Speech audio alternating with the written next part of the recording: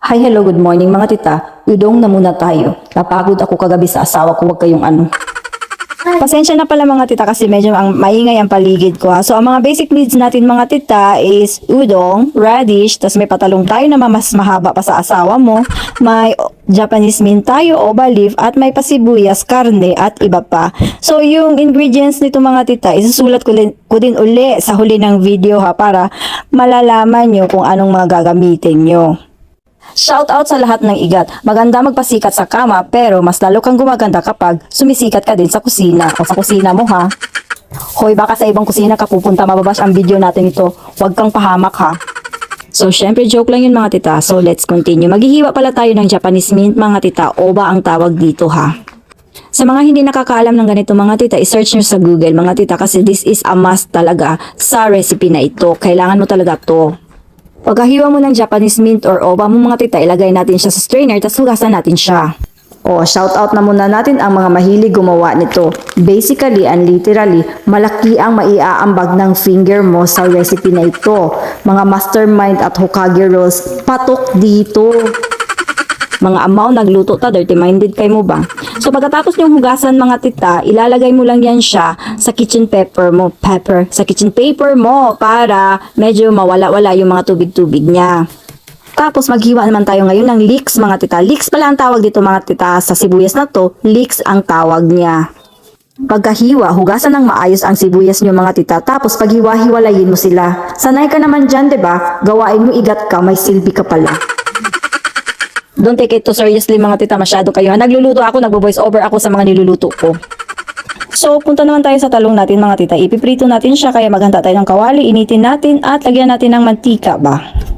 Roll call sabi sa mga mahilig og talong diha, sa mga mahilig ng talong dyan, roll call muna tayo. Present ba kayo? Nanonood ba kayo sa ginagawa ko? Dapat alam nyo kung paano hinahawakan at hinihiwa ang mga talong nyo. Hala, ang ingay ng washing machine ko. Kapag yumaman talaga ako, gagawa ako ng washing machine na hindi talaga tumutunog ba kapag naglalaba ka para hindi distracting sa mga voice over mo, tita.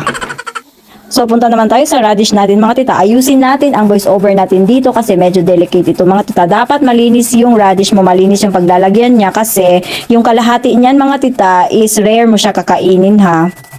So, gudgurin lang natin, gudgurin pa tawag nun mga tita, gudgurin natin yung radish natin, tapos pigain natin siya mga tita, ilalabas natin yung juice niya. Girls, alam niyo na to ha. So, hinahati natin siya mga tita, kasi yung kalahati iluluto natin, yung kalahati rare natin kakainin ha. Ay! Huwag niyong itapon yung juice mga tita, kasi iinumin natin yan ha. Uy, katok, yung sabaw natin ng radish natin, isagol natin yun dyan sa talong natin. So, wag sayangin ang sabaw-sabaw mga tita ha. So, ayun na nga mga tita, pagkatapos natin nun, igigrill natin yung talong natin mga tita, yung nagba-brown-brown na siya. Paborito natin yan, di ba? O, mga mahilig. And the main character of the story, mga tita, yung udong natin, idadunk natin sa nagiinit na tubig natin. Kapag frozen udong ang ginagamit yung mga tita, mabilis lang yan siya. Huwag masyadong OA sa pagpapakulo ha. So, pinatay ko na yung apoy sa udong natin, mga tita, at before ko i-drain yung tubig ng udong natin, i-drain ko na muna yung tubig ng sibuyas natin para maano mga tita, maalis yung tubig-tubig dun sa sibuyas niya.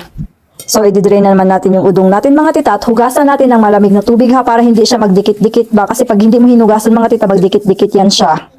So, punta naman tayo sa mga supporting recipe natin mga tita. Pagkatapos ng luto mo sa iyong talong, kukunin mo lang yan siya mga tita tapos gagamitin mo ulit yung fry pan mo. Initin mo ulit siya tapos lagyan mo lang yan siya ng mantika mga tita. Yung mantika mo is yung akin kasi optional lang yung sesame oil mga tita. Ako gusto ko kasi ng sesame oil kaya nilalagyan ko siya. Medyo mabango-bango kasi siya ba. So pagkalagay mo ng mantika mga tita, initin muna natin bago ilagay natin yung karne natin. Bacon stripes kasi yung gamit natin mga tita, mabilis dumikit sa kawali ba. Tapos pagkalagay mo ng karne mo mga tita, isunod mo na agad yung ano mo, yung talong mo. Tapos isunod mo din agad yung juice na hindi mo tinapon kanina mga tita, yung ano, radish juice, 'di ba? Oo, ginagamit din 'yon. Tapos lalagyan mo siya ngayon ng pons mga tita. Ang pons pala ay Japanese style soy sauce mga tita. Kung wala kang pons sa inyo, pwede kang gumawa parang suka na may toyo. Tapos lagyan mo lang ng konting asukal mga tita. Ganun ang lasa niya. So, i-mix mo lang yan siya mga tita. Kapag brown na lahat yung karne niya, ilagay mo yung, mga tita, yung grated radish mo, yung half lang ha. Yung half ng grated radish mo mga tita, ipan-toppings mo kasi yan. Tapos, imimix mo lang yan siya. Tapos na yan siya mga tita. Huwag mong paubusan ng juice. Tapos, tikim-tikim din. Kung kulang yung lasa, magdagdag-dagdag ka. Baka iba yung dagdagan mo ha. Makontento ka sa iisa. At ngayon, pupunta na naman tayo mga tita sa presentation moment natin ha. Gandahan nyo mga tita para magiging masarap talaga, para walang kwenta yung mga kabit niya na dinadrive-drive niya sa motor niya. Hala pa ka-elemera siya.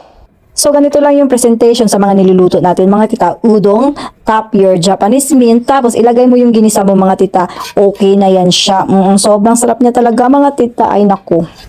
Tapos syempre mga tita, yung sabaw natin ha, kasi yung sabaw natin nagpapalasa sa udong natin mga tita. Kapag walang sabaw yung niluto mo, ay naku, walang kwenta yan ba.